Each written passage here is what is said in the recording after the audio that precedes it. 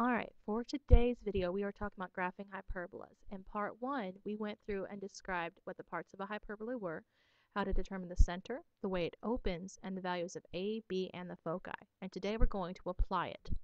As you can see, we already have our equation. We also have our entry number with number 29. I know on yours it may be a little bit different depending on when we get to it.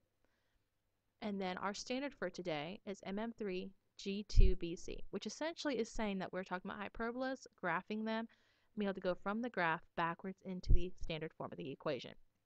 So I'm going to go through and start up our recording. Play.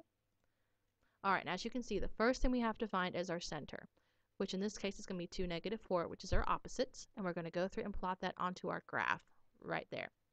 Once we have that, the next thing we need is our value for A. So we know how far to count left and right. So we're going to look underneath our x here for the 36, and we know the square root of 36 is 6. So looking at your dot here, 6 to the right is about right here, and 6 to the left is about right here. Next thing we need is our value for B. So we know how far to count up and down. And we know it's 9 because it's underneath the y. The square root of that is 3. And so from each dot, we're going to count up 3 and down 3. So up 3 and down 3 because we want to make a box that we're going to use to make our asymptotes to help us with our hyperbola. And so what we're going to do now that we have all these dots, we're going to create a box. Most times it's going to be a rectangle, sometimes it'll be a square. And once we have these, we're going to draw our asymptotes, which are going to go diagonally through the corners. Because since this is a hyperbola, it's kind of curved and it's kind of weird for us, so it just makes it a little bit easier.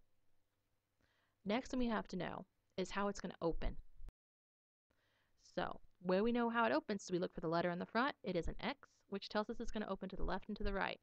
So we're going to highlight that dot that's in the middle of that side on the left and draw our hyperbola, making sure we get close to those asymptotes but don't touch.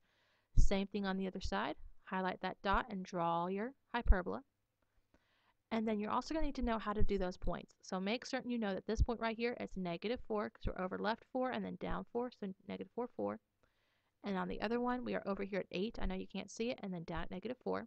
Next thing we have to find is our foci. Remember our foci, we're going to take those two denominators and we're going to add them together. And your clue is that minus sign we circled. And when we add them together, we end up with square root of 45, and which is approximately 6.7 when we go to plot. So as you can see, those are our two foci. Start at your center, count over 6.7 each way, get you there. And then since you're going to have to be able to tell me the points of this one are -4.7, -4, because you can see it's pretty gosh darn close to -5. And over here, 8.7, -4. And there we go.